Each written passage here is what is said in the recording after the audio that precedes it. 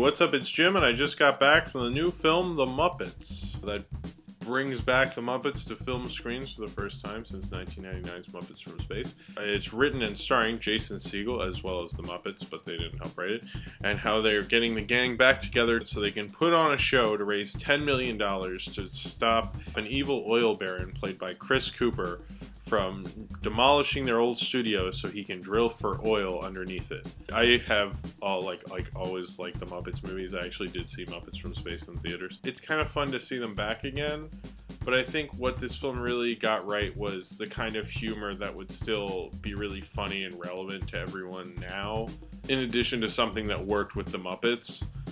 You know, rather than shoehorn them into like some Family Guy, Shrek-y kind of world. They're still very self-aware, and it's absolutely hilarious, and I love how self-aware they are. I haven't seen a kind of a fun, broad film that was this funny in a while, or a family film that was this funny, because I was just laughing the entire time. I had so many belly laughs, it kind of started to hurt after a while. It's just like, I was just kept laughing, because it was just really funny. You have James Bobbin, who directed it. He directed all the Flight of the Conchords episodes. Then you have a lot of songs written by Bret McKenzie, who's also from Flight of the Conchords.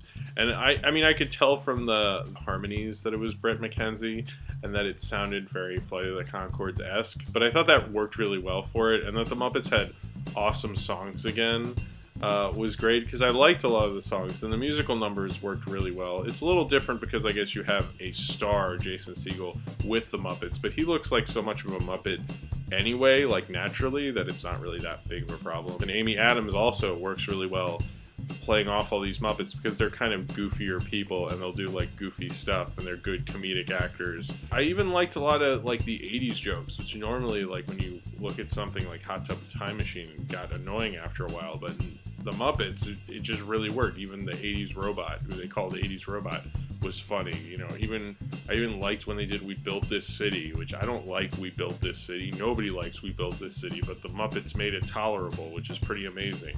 I mean, the only musical sequence I didn't like was when Chris Cooper rapped. I read about how Frank Oz wouldn't do this movie, and I think the problem with Frank Oz, and maybe other older Muppets people wouldn't do it, is, you know, I sat through a couple of his TV specials, and they were pretty bad, and I think they kind of let it go to waste, and they didn't know how to really rejuvenate the characters. And James Bobbin and Jason Segel and everyone who worked on this movie really did it in a way to make the Muppets relevant again, but not in a way that's just some crappy reboot. There's a real love for the Muppets in this film, and there was always a love in the older Jim Henson films. There's like this love to make the Muppets like something really funny and for you to have a really great time. When you say broad humor, it's like a dirty word now, you know, this film was too broad. And it usually, honestly, is something that's bad for the movie. I rarely see broad humor done this well. This was done so well, I actually have faith in broad humor again. And the kids, when I saw it, were funny. Like when Fozzie had his fart shoes, it was funnier hearing the kids laugh at it than Fozzie's actual fart shoes. But the fart shoes are so funny.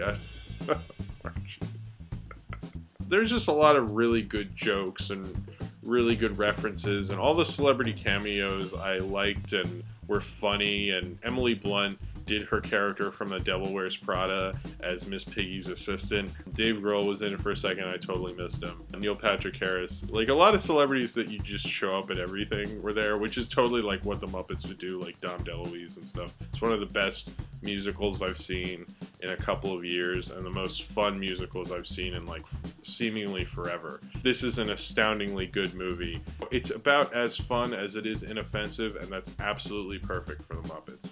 I think they really nailed the Muppets in this movie, and I'm really happy to really love a Muppets movie this much, and I even want to see it again. So, if you have seen the Muppets and you would like to talk about it, then comment below in the comments, and subscribe if you would like to. See, this is my shirt. The way I sit, you couldn't really see it without me being like weird like this, but that's my shirt. Oh, fart cheese. Oh